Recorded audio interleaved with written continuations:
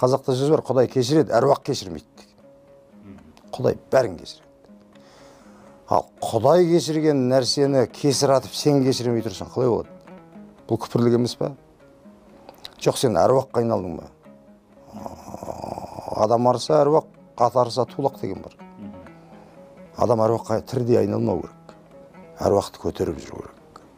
Әруақ көтеру деген бар. Мысалы, ас бересің, рухын көтересің. Әруақ көтеру деген елдің рухын көтеру. Сондықтан да адам әруаққа айналмау керек.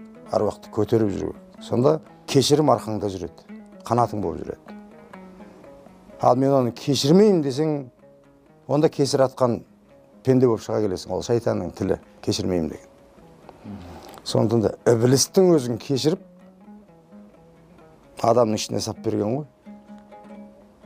Мен оттан жараттым, сен топырақтан жараттым деген кезде, сол ібілістің өзін кешірген жаратушы. Сондықтан да жалпы кешірімнің тылсым құдіреті бөлек.